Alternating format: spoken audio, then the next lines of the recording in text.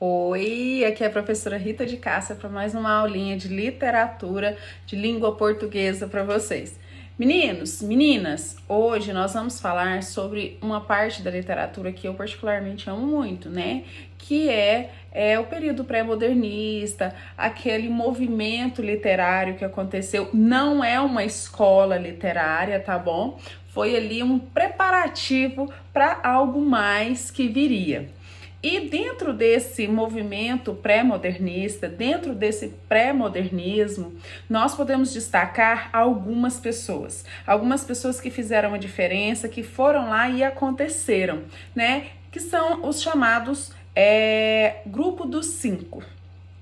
Foram algumas pessoas, né, que tomaram liderança, frente a o desenvolvimento de uma nova literatura, de uma nova maneira de pensar, de uma nova cultura brasileira, de uma nova roupagem e apresentação da mesma. Vale ressaltar que o Grupo dos Cinco, eles repensaram essas produções artísticas brasileiras, né? Eles romperam, né, com os padrões estéticos parnasianos. Então, assim, a obrigatoriedade de algumas normas, a rima, a métrica, né? Ficou tudo para trás. Eles abandonaram, né, essas regras e criaram uma maneira livre de se expressar, uma maneira livre de interagir e de expor suas ideias e também o que eles tinham dentro de si como pensamento, como desenvoltura diante do cenário, né, que eles tinham dentro do país. Então, nesse momento, né, eles tinham, né, o intuito de romper com o passado, de deixar, né, que velhas regras ficassem para trás.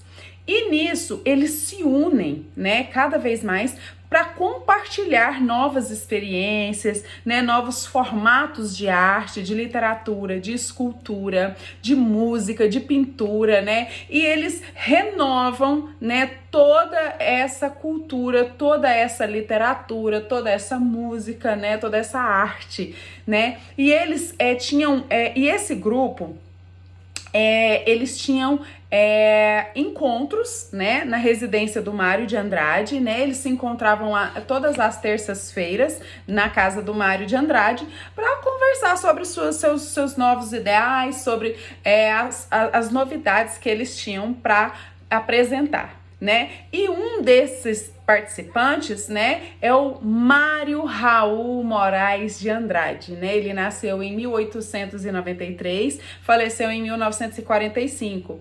Ele foi um grande intelectual do modernismo, ele foi um cara polímato, quer dizer que ele estudou, ele tinha conhecimento sobre muitos assuntos, então o cara era uma enciclopédia humana, né, por assim dizer. E ele compreendia muitas linguagens, ele entendia várias línguas, ele entendia de arte, ele entendia de literatura, ele entendia de música, de pintura, de folclore, o cara entendia de tudo, né? Eu acho que a palavra que melhor o define é enciclopédia humana.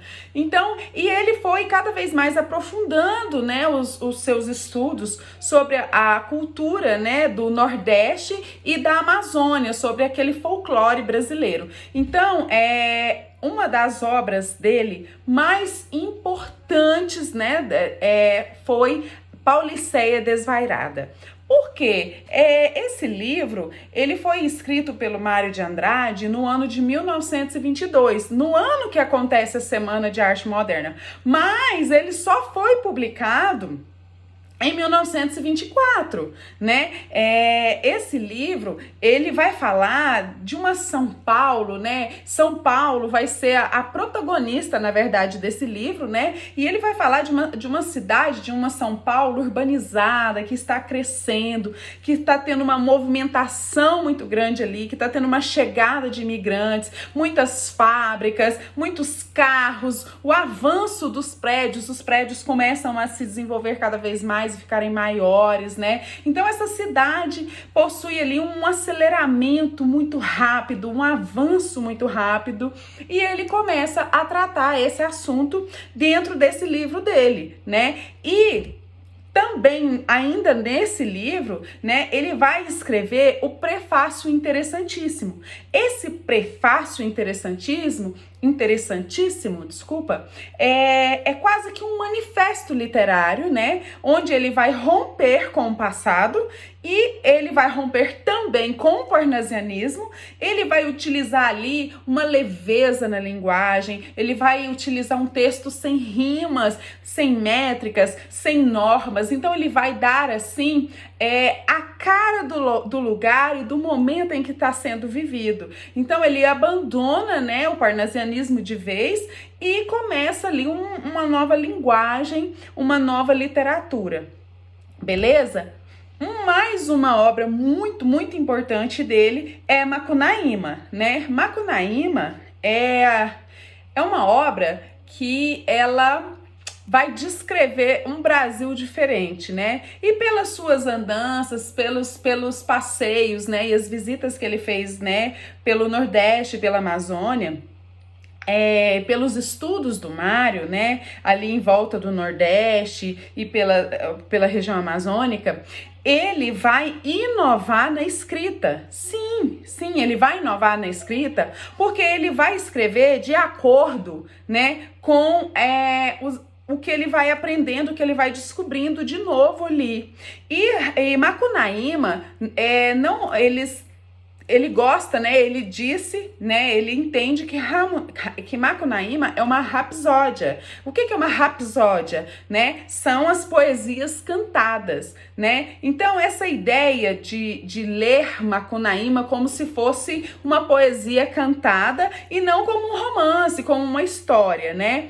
E Macunaíma vai possuir uma estrutura cronológica com momentos históricos, sim, com momentos históricos marcantes mesmo no livro, porque vai trazer uma oposição aos índios, né? Não é aquele índio idealizado no romantismo, mas aquele índio que veio para a cidade, que foi modernizado, aquele índio que recebeu da cultura do homem branco, que recebeu ali a influência também da urbanização, né? Então ele vai trazer, né? Ele vai remoldar, ele vai remodelar esse caráter, né? Desse índio que vai passar por diversas experiências e ele vai transformar, né? Em um personagem tipicamente brasileiro. Então ele vai pegar aquele índio lá antes, né, que vivia dentro de valores e vai trazer ele para outra significação, vai trazer esse índio para dentro da cidade, dentro da urbanização, com novas experiências, com muita influência da cultura, né, branca, né, da cultura miscigenada, beleza? Mais uma pessoa importantíssima dentro desse grupo é Anita Catarina Malfatti. Gente, essa moça foi uma pintora, desenhista, gravadora, ela foi ilustradora e ela foi professora, bebê. Ela foi professora. Apesar dela ter nascido com uma atrofia na mão direita, ela vai se especializar, ela vai cada vez mais desenvolver, né, a sua pintura com a mão esquerda. É uma curiosidade sobre ela. Ela nasceu com uma atrofia na mão direita e ela vai desenvolver uma habilidade com a mão esquerda, porque ela vai pintar, né? E em 1917, ela vai fazer uma exposição que vai despertar uma polêmica geral, bebê. E ela vai ser muito, muito, muito criticada, principalmente por Monteiro Lobato. Porque o Monteiro Lobato ainda vinha da tradição, bebê. E aí o que sucede? Ele vai utilizar, né, ele vai escrever um artigo, né, para o jornal Estado de São Paulo e vai, pegar pesadão mesmo com a Anita Malfatti e vai deixar a bichinha lá no chão. Ela vai ficar assim tão triste, tão assim, né, como que eu vou dizer, deprimida pelas palavras que ele usa contra ela, que isso vai gerar um bloqueio nela. Ela vai ficar quase um ano sem pintar nada. E uma curiosidade, no dia da exposição dela, ela ainda tinha conseguido vender algumas obras, ela tinha vendido alguns quadros e tal. Mas depois dessa crítica pesadona do Monteiro Lobato, as pessoas que tinham comprado as obras de arte dela devolveram as obras, né, e pegaram o dinheiro para trás, por causa disso, né? E aí, por causa disso, ela vai ficar deprimida, ela vai ficar um ano sem pintar, sem fazer nenhuma obra e tal.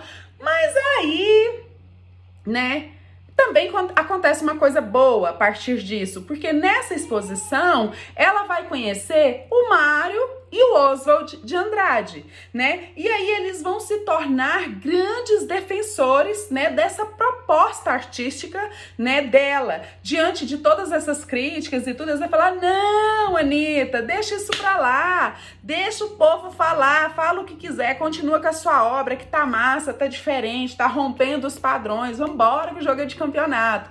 E aí sucede que ela, né, mais uma vez vai expor, né, justamente na semana de 22 ela ainda expõe essa obra que foi duramente criticada também, que é O Homem Amarelo, né, que é uma obra que ela fez uma pintura, né, em 1915 a 1916, e ela fez essa pintura de um imigrante italiano que pediu para ela, falou: ó, Anitta, eu quero posar para você, você me pinta, né? E ela, rapaz, pinta na hora, foi lá e fez o quadro com ele lá, fez a pintura com ele, e com uma expressão assim, desesperada mesmo. Então ele vai, esse retrato, por assim dizer, entre aspas, ele vai trazer assim uma melancolia, um olhar vago, longe, distante, sabe?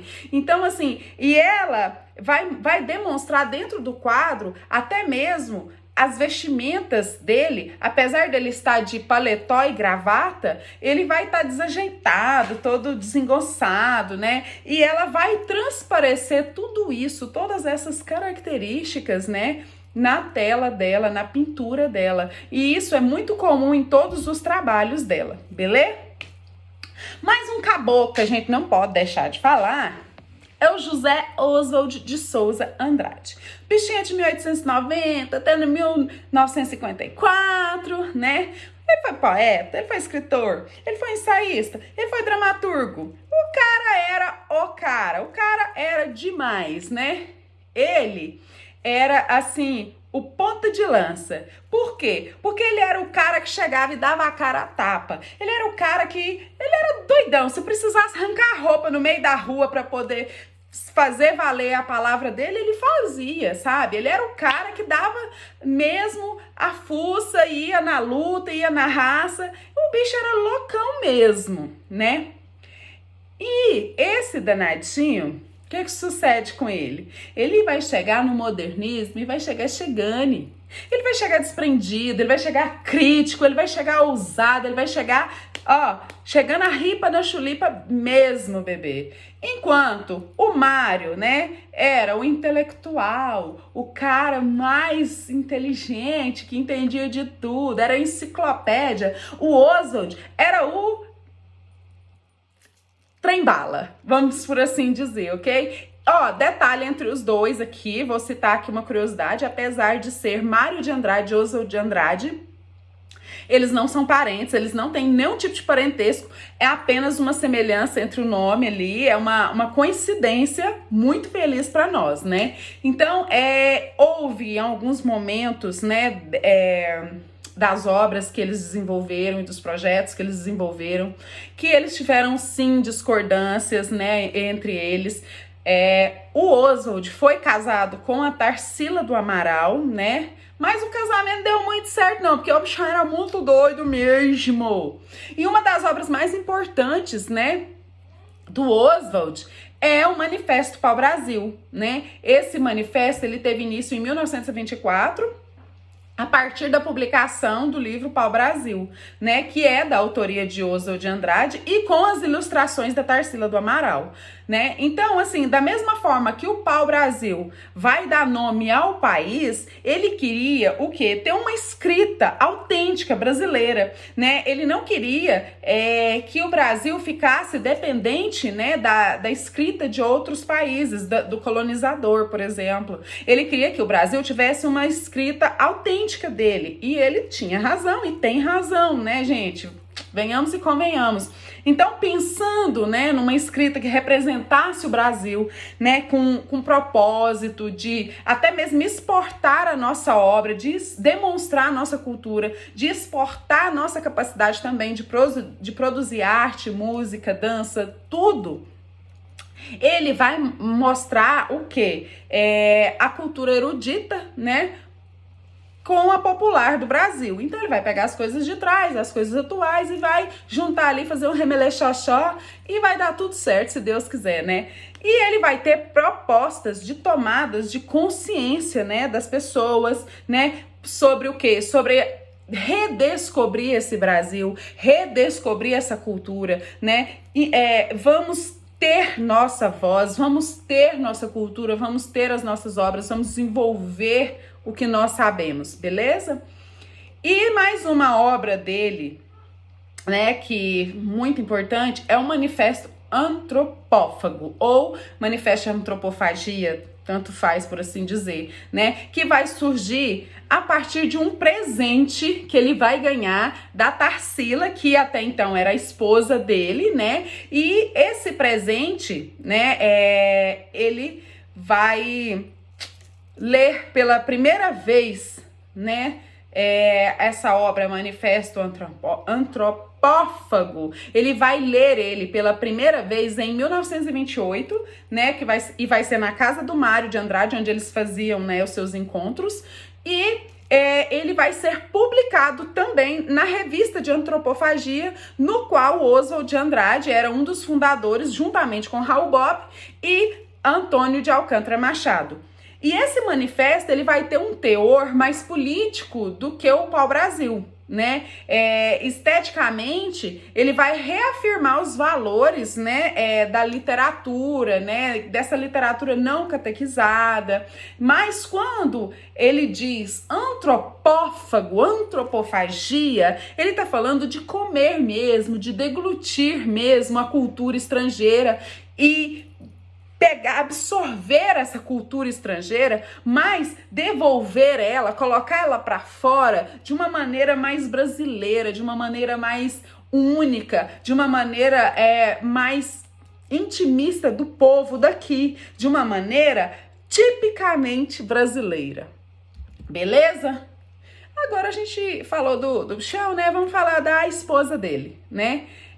Tarsila de Aguiar do Amaral. Ela nasceu em 1886, faleceu em 1973. Rapaz, essa bichinha foi uma pintora, desenhista e tradutora que você já deve ter visto várias obras dela. Certeza absoluta que você já viu uma obra dela. Beleza? Então, ela, né, não participou da Semana de 22, não participou, porque em fevereiro, que aconteceu a Semana de Arte Moderna, ela estava na Europa, né? Então, a Anitta, ela vai chegar em junho de 1922, mas quando ela chega da Europa, ela conhece, né, nas aulas de pintura, que ela fazia aulas de pintura, ela vai conhecer a Anita Malfatti. A Anita Malfatti fazia pinturas também, aulas de pintura, né, com o Pedro Alexandrino, que era o mesmo professor, né, de Tarsila e de Anita. Então as duas se encontram ali, se conhecem, uma gosta da outra e elas fazem amizade, e aí a Anita leva a Tarsila, né, para conhecer esses outros autores modernistas. E aí ela passa a fazer parte também dessas reuniões. E o tempo que ela esteve fora do Brasil foi muito importante. Por quê? Porque ela foi se conectar, né, com uma temática diferente. Ela voltou, quando ela chegou, ela viu um outro Brasil, ela fez um tour pelo Brasil, sabe? E ela começou a ver as paisagens brasileiras, ela começou a ver a fauna, a flora, ela começou a ver a estrada de ferro, né? E ela começou a pintar essas coisas, as casas, ela começou a ver a grandeza, a riqueza que nós temos dentro do nosso país. E ela começou a pintar isso, ela começou a valorizar a temática do nosso país, ela começou a expor cada vez mais isso, né? Ela viveu com o Oswald de Andrade de 1923 até 1930. Ela se separou dele porque ele traiu ela com a Pagu, né, que era uma mocinha lá de 18 anos na época e tal, papapá. E nesse mesmo ano, curiosidade, né, aconteceu a quebra da Bolsa de Valores. E aí de Nova York. E os pais, né, dela eram abastados em dinheiro.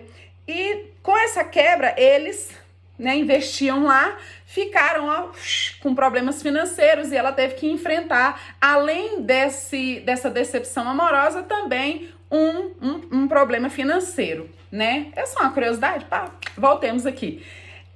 A obra, né, talvez aqui, todos aqui já, que a gente pode imaginar, já tenha visto, né, que a mais importante dela, que foi a que ela presenteou ele, Oswald, é o Abaporu, né? O Abaporu, esse nome, ele não é por acaso, é um nome que ela tinha um dicionário, né, indígena, né, Tupi-Guarani, e ela foi lá pesquisar, né, nesse dicionário algumas coisas a respeito e veio o nome, né, ele vem do termo aba, significa homem, né, pora significa gente e u significa comer, né, então o significado é homem que come gente. Então, vindo do pressuposto de que você está comendo, se alimentando, se deglutindo de uma cultura estrangeira, está, sabe, devolvendo uma cultura tipicamente brasileira, é que ela elabora. Você já deve ter visto essa imagem, bebê. Olha só, né? Essa imagem, ela vai representar demais o Brasil. Por quê? Porque vai mostrar ali a região Nordeste, né? O sol árido, né? O cacto ali, uma região árida, seca, né? Um homem pintado de pés no chão, né? Então, assim, são elementos nacionais que vão marcar muito, muito, muito a perspectiva artística, né? E a partir, né, desse Abaporu que vai acontecer o movimento antropofágico, né? Que vai se opor, né, à cultura estrangeira e vai começar a se adaptar ao Brasil, beleza? Temos também, né, que faz parte aqui, o Paulo Menotti del Picha, né? Ele foi um jornalista, tabelião, poeta, advogado, pintor, político, cronista, romancista, ensaísta. O cara foi quase tudo, né? Ele era engajado na política, participou da Revolução de 32, depois ele atuou em alguns cargos públicos, né? Ele fundou em 1924 o Movimento Verde Amarelo, né? Que vai se opor àquele nacionalismo defendido pelo Oswald de Andrade. Então, assim, o cara era muitas coisas, defendia uma visão, né, oposta à de Oswald. O movimento verde e amarelo é um movimento literário, né, que foi fundado por Cassiano Ricardo e Menotti del Picha e Plínio Salgado em 1926. Esse movimento, ele transformou, né, em escola da ANTA, né, ou grupo da ANTA, porque eles partiram, né, do pressuposto, né, da idolatria tupi. Então, eles defendiam muito o patriotismo e eles vão eleger a ANTA como, né, um símbolo nacional e eles vão propor ali um nacionalismo puro, sem a interferência das características europeias. Por isso que ele é contra as ideias do Oswald, porque o Oswald queria pegar as ideias europeias aqui, engoli-las e devolvê-las, né, tipicamente brasileiras. E ele não, ele queria algo puro, que fosse somente do Brasil, né, que não fosse algo tipo copiado, entre aspas, ou melhorado, né? Ele queria pregar uma arte brasileira pura, né? E assim surgiu, em resposta ao Manifesto Pau Brasil, né? Surgiu o movimento verde e amarelo, né? Que vai levar consigo um nacionalismo sem, né? Ele disse afrancesado, sem ser afrancesado, né? Ou seja, sem características, sem um pitaco de ninguém, beleza? Gostaria agora de falar com vocês sobre uma gramática muito massa chamada oração subordinada e oração principal. A oração subordinada, bebê, é aquela que vai funcionar como um termo. Termo de quem, professora? Termo do sujeito, termo do objeto. Adjunta de nominal, adjunta adverbial. E outras cositas mais, né? De outra oração. Então, a oração subordinada, ela vai funcionar como um termo de outra oração, né? A oração subordinada substantiva vai ter um valor de substantivo, a palavra já diz. Por quê? Porque ela vem introduzida, né, na maioria das vezes, por uma conjunção integrante. Quais são essas conjunções integrantes? O que e o se, né? E elas podem ser subordinadas substantivas, adjetivas e adverbiais. Por exemplo, tem uma frase aqui. Suponho que você foi à biblioteca hoje.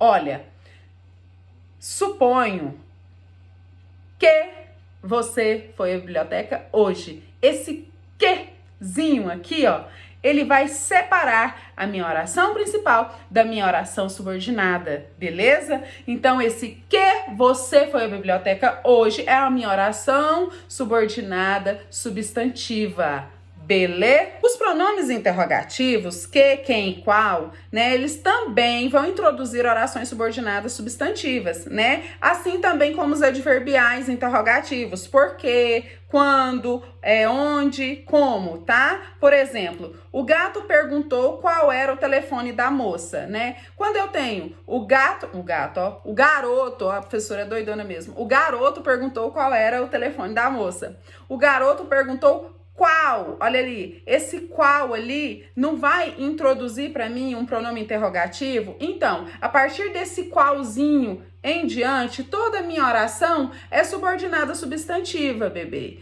Olha só, não sabemos por que a vizinha se mudou. A partir dessa pergunta, né, desse advérbio interrogativo, por que, toda a minha oração é subordinada substantiva. Beleza, gente? E quando eu tenho uma oração principal, é aquela que vai ser associada à subordinada, tá? Ou é toda